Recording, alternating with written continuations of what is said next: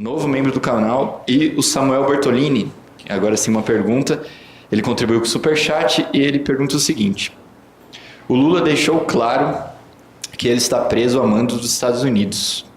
O Haddad ou a ala direita do PT acham o mesmo que Lula? Como é que é? Pergunta, o Lula deixou claro que ele está preso a mando dos Estados Unidos. Ele pergunta se o Haddad ou a ala direita do PT eles acham o mesmo que o Lula. Eles não falam nada disso, pelo menos. Inclusive, a ala direita do PT tem como currículo aí ter apoiado a Lava Jato, a ideia geral, né? O próprio Haddad falou que a Lava Jato é positiva, mas cometeu alguns erros, como, por exemplo, condenar o Lula. Teria sido um erro do Moro, né? O homem que está no governo Bolsonaro hoje. Uma declaração totalmente absurda A colocação do Lula nesse sentido é muito clara, né? E uma denúncia muito importante. Inclusive do ponto de vista internacional, né?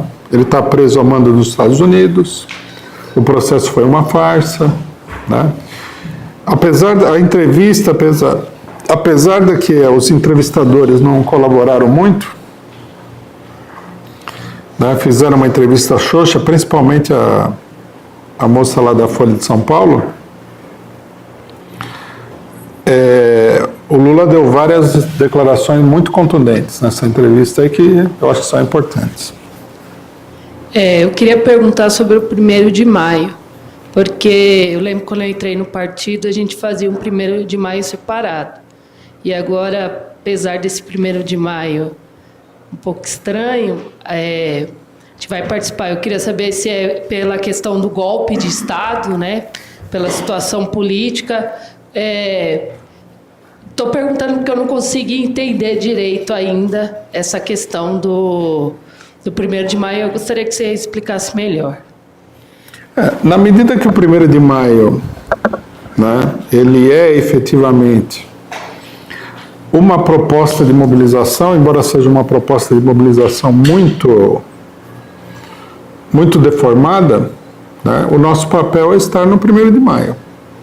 Fazer um 1º de maio separado nessa situação seria uma coisa equivocada. Quando nós fizemos o 1º de maio independente nosso, nós tínhamos 3 situações que nós considerávamos que não valiam a pena.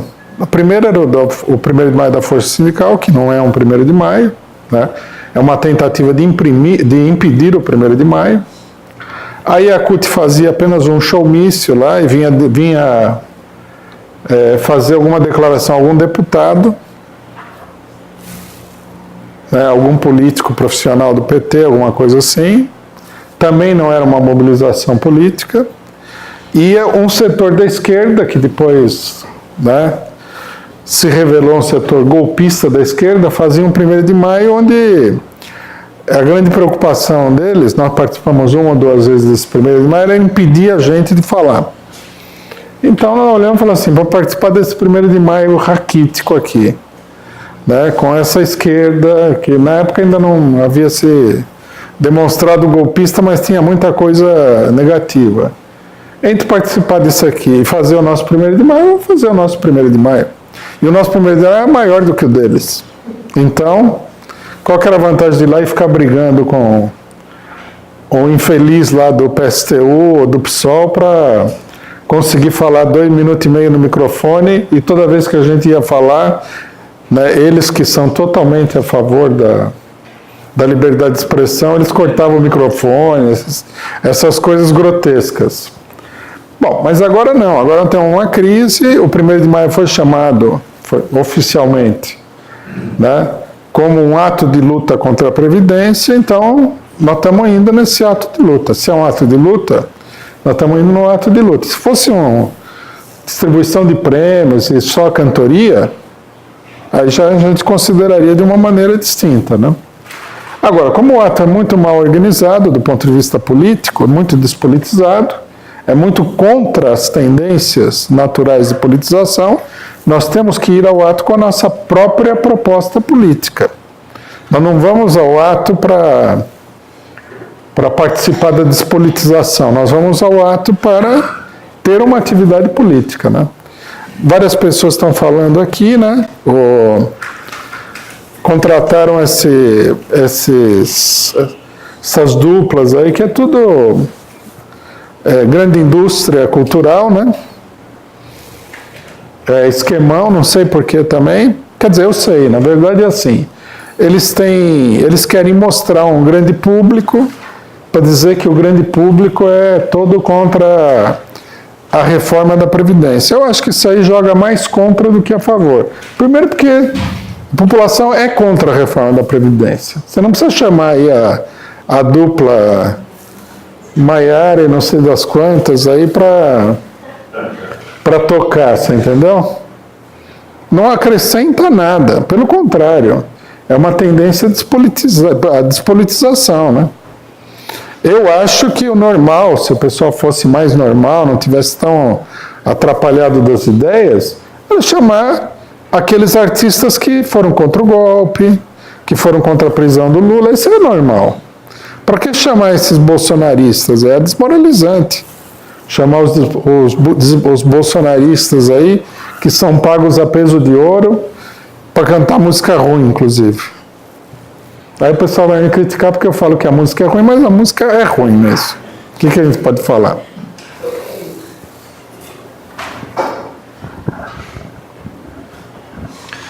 Bom, queria agradecer o novo membro do canal, o JB Garcia. Seja bem-vindo. Agradecer o superchat do companheiro Ernesto Abdala Filho. E tem uma pergunta aqui do... tem um comentário de um superchat do Alexandre Borsato Caruso. Ele comenta que a história registra o nome, sobrenome e DNA de cada um associados a todo o bem e o mal que cada um faz. Vender a alma para tomar champanhe acaba saindo muito caro. São muito burros. Obrigado, PCO. O Wilton Santos mandou um superchat com uma pergunta aqui. Muito obrigado. Ele disse: certas posturas do Lula não desmobilizam o PT e os seus apoiadores, como, por exemplo, o fato de ele ter se entregado e ter apostado na via judicial? Sem dúvida, né? Nós consideramos aqui que foi um erro do Lula ter se entregado. Ele na entrevista, ele um pouco que desconversou, né? Tergiversou sobre a questão dele ter se entregado. Ele falou: o pessoal queria que eu fugisse do país, mas a proposta do pessoal que estava em São Bernardo, ele falou, teve gente em São Bernardo que não queria que eu me entregasse e tal. Mas a verdade é que a proposta do pessoal de São Bernardo não é que ele fugisse do país, é que ele ficasse no país, mas que ele não se entregasse e não fosse preso, né? Nós também falamos que fugir do país era uma política, né, poderia ser extremamente desmoralizante, né? Agora, nós estamos vendo a realidade, né?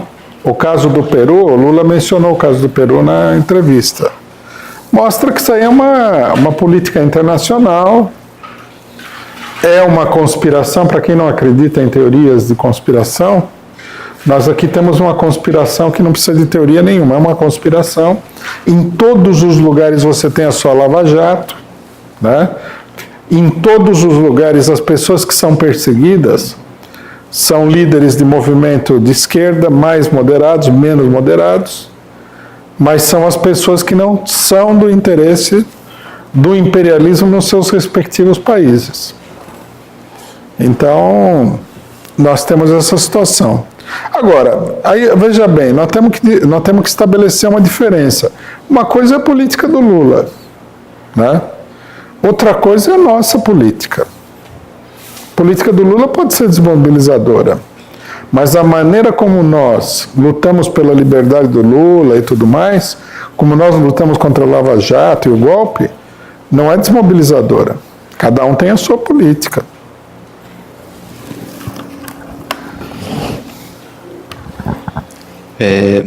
Queria também aqui agradecer ao mais novo membro do canal, Carlos Vinícius Teles da Costa. Seja bem-vindo também, novo membro do canal.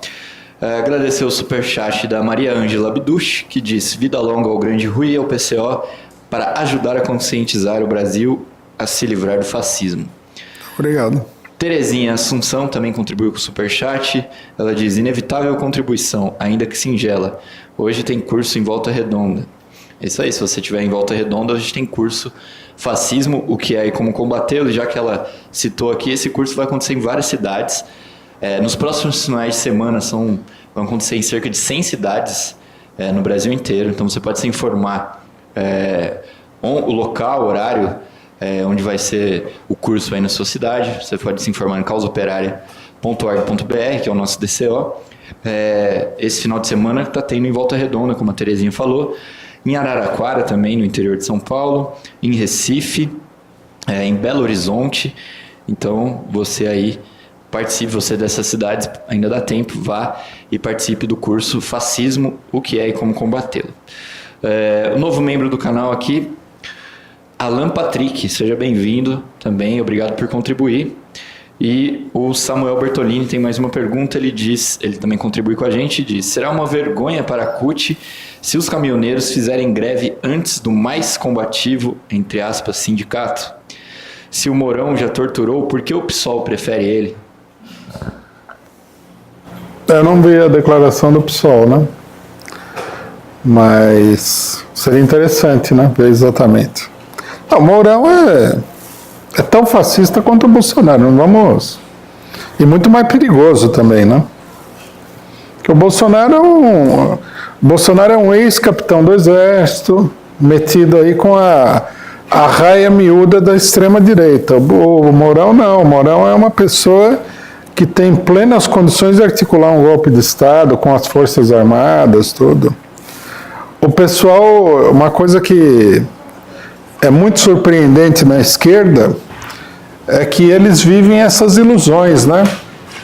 O Mourão dá 2 ou 3 declarações mais amenas, pronto. É o salvador da pátria. Isso aí é uma manifestação de impotência política. A pessoa não consegue fazer nada e fica procurando alguém que faça por ela. Isso não vai resolver nada. A única coisa que vai resolver alguma coisa é a própria organização dos trabalhadores. Por isso a gente tem que discutir atentamente coisas como o 1º de maio, os atos pela liberdade do Lula, mobilizar o povo, organizar o povo. Não existe salvador da pátria, né? Ninguém faz nada sozinho, isso é bobagem, né? E ninguém faz milagre também. Bom, e certamente nós não vamos esperar nada de positivo, seja lá o que for, de um general de extrema-direita das Forças Armadas Brasileiras, né? Um comentário também. Uma parte da esquerda diz que não pode chamar o Fora Bolsonaro porque aí daí viria o Mourão, mas ao mesmo tempo o Mourão é melhor que o Bolsonaro. Então, para justificar uma coisa, eles fazem outra, né? Isso daí meio que desmascara a desculpa, né? Era uma desculpa. Não pode chamar o Fora Bolsonaro porque vem o Mourão. Aí quando o Mourão começa a dar... Os empresários começam a falar que o Mourão é mais sensato, os empresários, né? Que organizaram o golpe de Estado no Brasil. Aí todo mundo olha e fala, não, Mourão... Quer dizer, é uma política que não tem pé nem cabeça, totalmente incoerente, né? Bom, agradecer o Feliciano Contardo, que se tornou membro do nosso canal. Muito obrigado, bem-vindo. E o Fernandes da Silva contribuiu com o superchat e diz: fora bolso. Rui, você não acha que o Lula se ilude quando diz que seus algozes não dormem tranquilos? Fascista tem compaixão ou pesadelos? Ele termina em libelula. Liberdade para Lula, libelula. Isso aí é tudo já é mais escória, né? Escória da escória. Não acho que eles têm problema de consciência. É um jeito que o Lula tem de falar também. Cria uma certa ilusão, né, de que você está tratando com gente comum, quando você sabe que esse pessoal aí é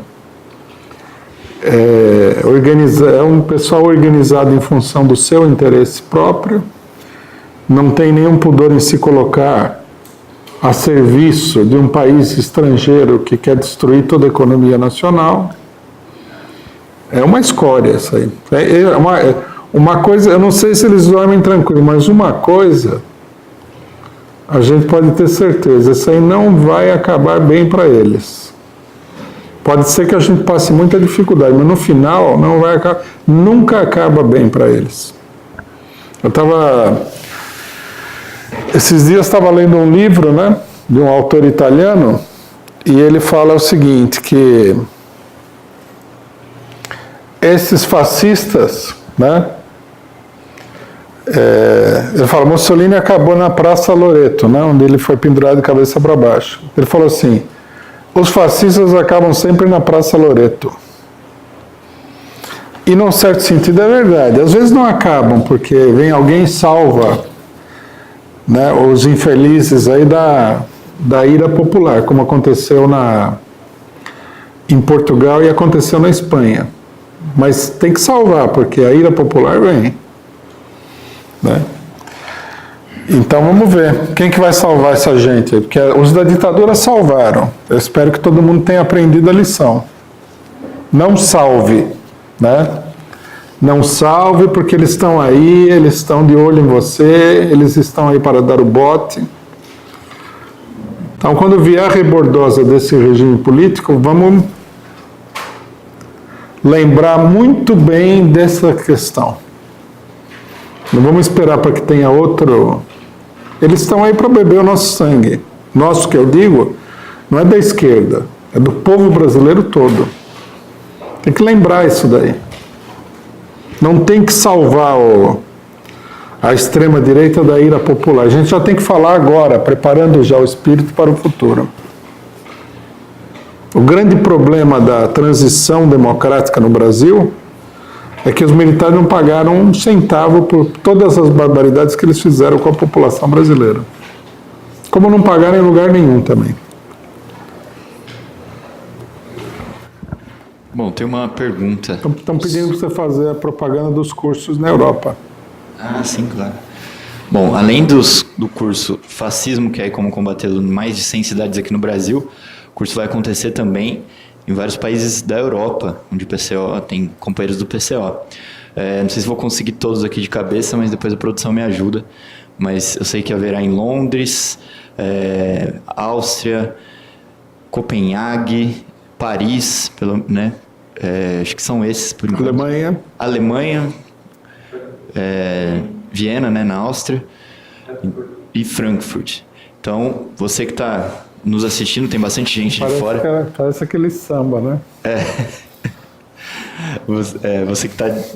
Você que é de fora, que assiste a gente, tem bastante gente da Europa assistindo aqui o nosso programa. Se informe e participe dos cursos também. Fascismo, o que é e como combatê-lo, que foi feito na 43ª Universidade de Férias, um curso com 10 aulas com o companheiro Rui, e agora em várias cidades está sendo um curso menor, de um final de semana, para que quem não teve a oportunidade de participar presencialmente da Universidade de Férias possa também participar desses cursos nas suas cidades.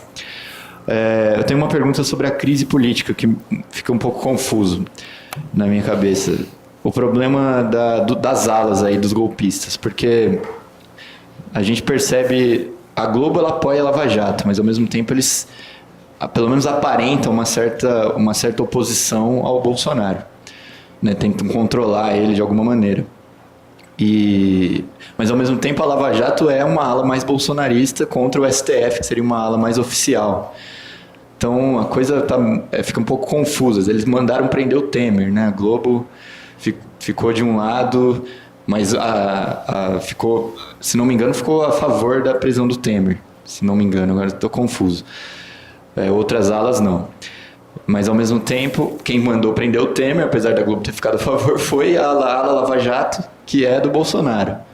Né? Então, como que está funcionando essas alas? E aí tem um problema do imperialismo do ponto de vista mais geral, que tem também uma divisão, principalmente Trump versus aí uma ala mais poderosa do imperialismo.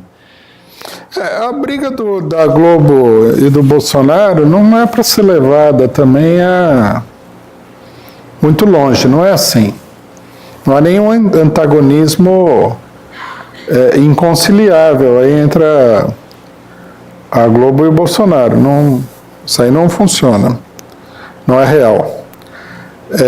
O que acontece em relação a diferentes posições dentro da burguesia primeiro, os interesses do imperialismo, né? A operação que serviu como modelo para a Lava Jato, que é essa operação italiana, Mãos Limpas, ela teve como objetivo, ela foi impulsionada pelos norte-americanos, e ela teve como objetivo destruir uma parte da política tradicional italiana, principalmente da centro-esquerda italiana. Centro-esquerda é uma expressão meio inadequada, né, para descrever, mas era o Partido Socialista, principalmente. Porque o que acontece, embora a Itália seja um país imperialista, o Brasil não, o que acontece é que há todo um setor da política, né, que é entrelaçado com a burocracia estatal, que atua no parlamento, que atua nos governos de segundo, terceiro grau, que tem interesse na preservação de determinados setores da economia nacional. Estão dispostos a entregar alguns, mas não estão dispostos a entregar outros. E a política do imperialismo é tomar conta de tudo, das grandes empresas, passando por cima dos competidores menores. Então, a primeira questão que nós temos que ver é isso daí.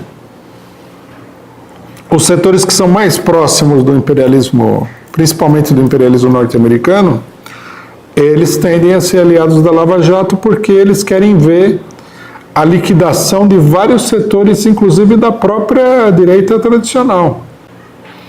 Isso é uma coisa que nós já havíamos assinalado no começo, que não era só o PT. O PT era o alvo principal. Por exemplo, a política do STF visa defender esses setores. Bom, segundo, tem que ver com a disputa entre os diversos setores da burguesia. Então, por exemplo, dentro da política, veja o caso da política regional do Rio de Janeiro. A Globo apoia integralmente a perseguição contra o grupo que estava dominando essa política, que era o grupo do PMDB. Esse grupo, ele, digamos assim, ele evoluiu, né? O que acontece é o seguinte: na época da ditadura, quem controlava o Rio de Janeiro era o MDB. Era o único estado do país onde o governador era do MDB, que era uma pessoa apoiada pela ditadura. Aí, na primeira eleição direta, o brizolismo derrotou esse pessoal da ditadura, né, e instituiu um novo esquema de poder no Rio de Janeiro, o qual a Globo sempre combateu. Então, por exemplo, a Globo tem interesse em liquidar esse setor. Uma das bases fundamentais da política de poder da Globo é o Rio de Janeiro. Então, nós temos que ver como está se desenvolvendo a luta regional. A gente precisa ver também se a Globo vai apoiar a condenação de todos os políticos do PSDB que a Lava Jato gostaria de pegar. Também não me parece que seja líquido e certo isso daí. É tudo muito... Uns querem acabar com esses, outros querem acabar com aquele, etc. e tal, e promover uma reformulação do mapa político. Então nós temos que tomar cuidado. A gente tem que acompanhar as grandes linhas da disputa política, mas ficar de olho nas coisas menores que vão se desenvolvendo, né? Quer dizer, moral da história, para não ficar confuso. Bolsonaristas e Lava Jato, imperialismo estão de um lado. Grosso modo é assim. E do outro lado, nessa disputa, estão os militares e os políticos mais tradicionais, que são todos Todos eles são direitistas. A luta não é por uma orientação política definida, a não ser no que diz respeito a não criar uma situação caótica que possa levar a uma enorme mobilização de características revolucionárias da população. Agora, todos eles são... Os políticos tradicionais são mais neoliberais do que o Bolsonaro. O Bolsonaro nem era da ala neoliberal. Ele fez um acordo com a política neoliberal, colocar esse Paulo Guedes, etc. e tal. Mas os outros são mais ainda do que ele. Também os outros são muito repressivos. A gente viu, por exemplo, por que um Beto Richa, que era do PSDB, seria menos repressivo do que, por exemplo, o Zema ou o Witzel? Não tem. Né? Tanto que a gente tem até as figuras de transição. Dória. O Dória está com um pé lá, um pé cá, né? Falou que ia mudar o PSDB. Beleza. Bom, agradecer o superchat do Plínio Aquino Júnior, que na verdade deu 2 superchats. Também do Carlos Augusto, do Dorico Dzimá, que diz força, gente. E também desejar boas-vindas ao nosso novo membro, Daniela Dantas. Seja bem-vinda, Daniela Dantas. E a Maria Flor também. Seja bem-vindo, novo membro do canal. Você também siga o exemplo e seja membro do canal. Tem mais membro aqui, Bola de Pelo, virou membro do nosso canal. O José Gomes, também membro do canal. E o Olair Severo de Oliveira, também seja bem-vindo, novo membro. Muito obrigado pela contribuição. Muito obrigado pelo superchat também o EM, que contribuiu com a gente. E o Rodrigo Pedro também contribuiu com o superchat para poder fazer seu comentário aqui. Rui, essa música sertaneja, entre aspas, não é ruim, é muito ruim. Cantam mal, tocam mal e as letras parecem feitas por alguém com retardo mental. Puro lixo. E aqui tem também o superchat do Rodrigo X486. Ele diz: por que permitiram a entrevista do Lula? Sabemos que essa turma é extremamente reacionária. Temos um racha no golpe? Eu acho que com a questão do Lula, já ficou claro no julgamento do STJ, quando diminuíram a pena. É uma política, aparentemente não há nenhuma mudança geral de política. É uma política de uma no cravo e outra na ferradura. Por que eles sentiram a necessidade de ter essa política agora? Porque o regime político está muito enfraquecido pela crise do governo. O repúdio à reforma da Previdência é gigantesco. O Bolsonaro fracassou até agora de uma maneira extraordinariamente grande com esse governo. O governo está dividido, né? O governo vem perdendo apoio sistematicamente e nunca teve um grande apoio, porque a eleição foi fraudada, é sempre bom repetir. Então, vendo essa situação, o pessoal está achando que o melhor não é jogar pesado. Não quer dizer que o Lula vai ficar dando entrevista todo dia, nada. Isso daí está sujeito à maneira como a situação política vai se desenvolver. A gente não deve alimentar nenhuma ilusão. Né? A gente viu, inclusive, a tentativa do diretor da Polícia Federal de sabotar a entrevista. Né? Tudo bem que ele fracassou e tal, mas vamos ver. Nesse momento, o STF ele está procurando estabelecer aí uma fachada democrática para se defender da Lava Jato e defender também os seus apaniguados aí da Lava Jato. Então, a coisa vai nesse sentido, mas que haja uma mudança de política em relação ao Lula é complicado. Não há nenhum indício de que seja isso, não. Bom, mais um superchat aqui da Pati Costa.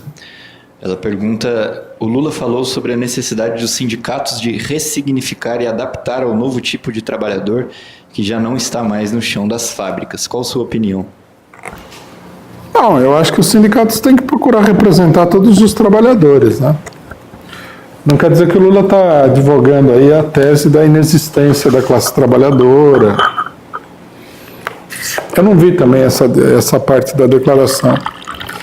Eu ouvi a entrevista do Lula, tem 2 horas, muito rapidamente, no meio da correria, né? Mas é óbvio, se você tem um sindicato, o sindicato tem que representar todo mundo na categoria. Tem muito terceirizado, mais importante do que o trabalhador, sei lá o quê, que os setores acadêmicos adoram discutir. Você tem um trabalhador que está se transformando num trabalhador cada vez mais típico, que é o terceirizado. Os sindicatos deveriam prestar atenção para incluir deveriam trabalhar energicamente para incluir o trabalhador terceirizado na grande massa de trabalhadores. Por exemplo, a Petrobras, né, tem coisa de 60 mil trabalhadores contratados e 350 mil trabalhadores terceirizados.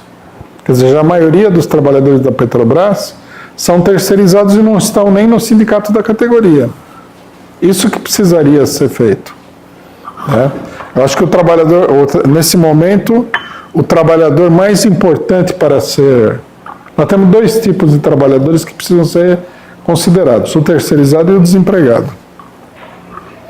Não há uma campanha para os desempregados, né? Nós levantamos a palavra de ordem de redução da jornada de trabalho para 35 horas, perdão. Essa é uma campanha muito importante, mas que ninguém faz. Bom, aqui a última pergunta, então vou agradecer o superchat do Israel Fernandes Júnior, muito obrigado pelo superchat, Israel. Severino Fernandes também, muito obrigado pelo superchat. E, além de ter mandado o superchat, ele também se tornou membro do canal, Severino Fernandes. Seja bem-vindo à Causa Operária TV. Por fim, uma pergunta da Hart Aren, que também mandou o superchat, e ela pergunta qual a postura do PCO à invasão chinesa no Tibete.